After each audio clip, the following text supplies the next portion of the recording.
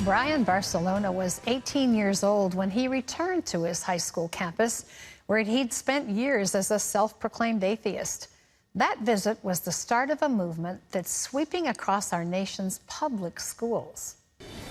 Many students at public schools face drugs, alcohol, and gangs on a daily basis. But what if these schools were no longer a place of turmoil? What if they were a place for the church to shine bright and bring healing to families?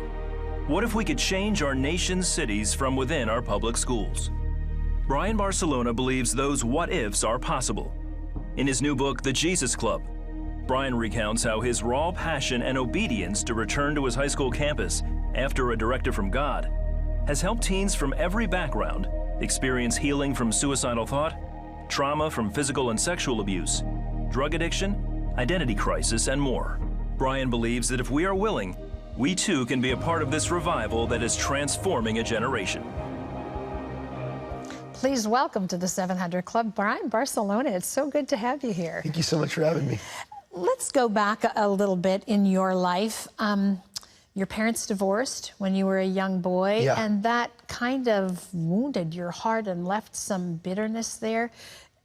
What happened, and how did you get to this atheist mode that you were in? So my parents growing up they went to church, and so when everything happened with their marriage, I just came to a place where I was like, man, there's no way God can be real. I mean, how could he be real when we're going through all this stuff at home? You know, my parents are separating, and it really, again, just didn't grow up in the healthiest home, even though my parents did what they could. They were young. Mm-hmm. My mom was 15 when she got pregnant with me. Wow. So they were young, young parents. And by the time I was 16, I just came to the conclusion there's no way there's a God. Yeah.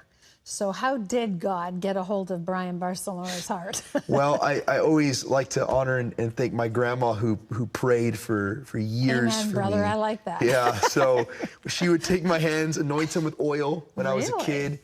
And, by the time I got older, I was like, stop putting oil on me, like she put it on my clothes and on the door frames. And, but, when I was 16, I got invited to a church. This guy in my city, his name was Albert. He said, why don't you come to youth group with me? And I told him I didn't want to go. And eventually he got me to go because he said he'd buy me a smoothie. So I said, free smoothie, I'm there. So I showed up at the church. I walked in the doors and I sat in the back and I seen all these kids worshiping in the front. Yeah. And I thought to myself, I figured it out. All of these kids are on drugs. Like, there's no way there's no way you're that happy. Legit, you're jumping, you're crazy. And in the back of this room, I started remembering everything my grandma had told me about Jesus. And in the back of this room, I looked up, at the ceiling. I always joke around. I'm like, I felt that's where God lived, maybe. And I was like, God, I don't know if you exist. I don't know if you're real, but if you are, I dare you to touch me. And God touched me that night. I began to weep. They brought me to the altar. I accepted Christ. I went home. I threw everything in my room away that I felt would offend God.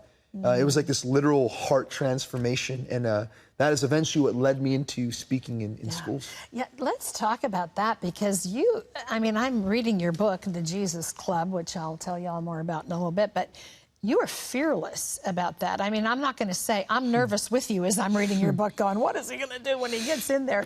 But you went back to high school, which is a tough stage in kids' lives. But part of it was just saying yes and showing up and being relational, right? Yeah.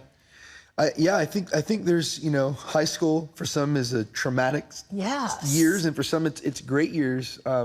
For me, what I remember the most was in high school, no one reached out to me in my school. Mm-hmm. And I felt like, man, kids are here for 35 hours plus a week, 4 years of their formative years, they're spent here, and, legally they have to be there. Yeah.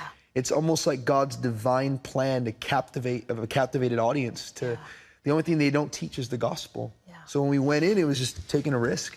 Taking a risk, and some schools have Jesus clubs, and so you're able to go in with a place to go to in it.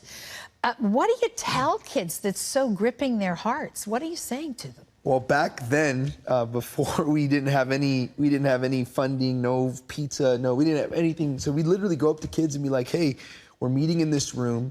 Do you believe in God? And they would say, no. I said, well, come and I'll make you a deal. If God doesn't touch you, he don't exist. And so I always felt like if I put God on the spot, he'll respond. Yeah. And every single time God responded. And now, over the years, there's been a reputation we've been able to get of kids coming and encountering God. It's no longer, we'll still say things like that, but it's really cool now providing a family and a place that they're able to come. And a lot of kids that have gotten saved have come in because they don't have food at home. Yeah. So they'll come in and they'll eat in the gym. We've had coaches that have said, thank you for feeding our kids. It's the only meal they'll get today. Wow. So, yeah. So what are you seeing happen in kids' lives? I mean, you go, you share, really what you're doing is just sharing the gospel message that Jesus is real and wants to change lives. And what are you seeing happen? One of the most recent stories that I'll share is a young man got reached in a school in South Central last year, grew up in a crazy home, a crazy story of abuse that he went through, came into a club, there was free food, ended up getting radically encountered. And towards the end of the year, I said, why don't you come and roll with us? We'll disciple you. We'll train you, man, and everything we can. And so he came, got discipled. He's been getting discipled in the summer. And just yesterday, literally yesterday, they held their first club of the year there in this school in South Central. And they were telling me that he brought in over 60 students from that school because they've seen the transformation in his life. Even one of the teachers texted me and she said, the coach said, he looks different. Like, what is up with him?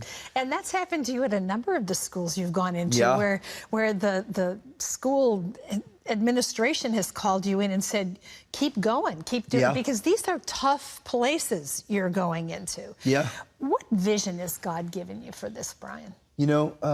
I really believe that there's, you talk about the Jesus movement and the student volunteer missions movement. And to me, those are two unique things. Jesus movement was everyone encountering Jesus, getting saved, here in America. And the student volunteer missions movement was about going to the nations. And I really believe that what God's doing in high schools is an embodiment of both.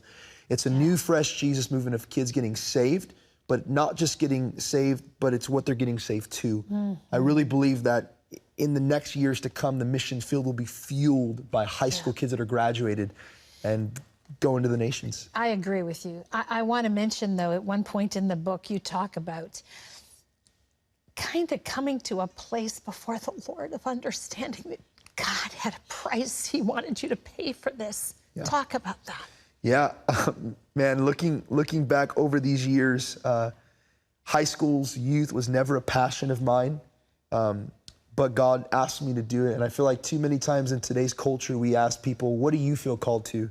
Instead of saying, what is God calling you to? Yes. And, obedience will bring about joy, but joy doesn't necessarily bring about obedience. And I think the price of going through all that I went through, from having nothing and, no money and people misunderstanding what was going on to where it's grown now, I'm encouraged that it's just one part of the story.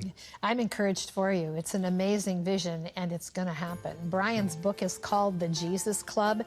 It's available wherever books are sold. Read it, because there's something happening in the lives of kids in our country. You need to know it, and you need to be a part of it. And if you're not, you need to pray for it. You can hear more about Brian and our social exclusive interview on Facebook. To watch that, log on to facebook.com/700club.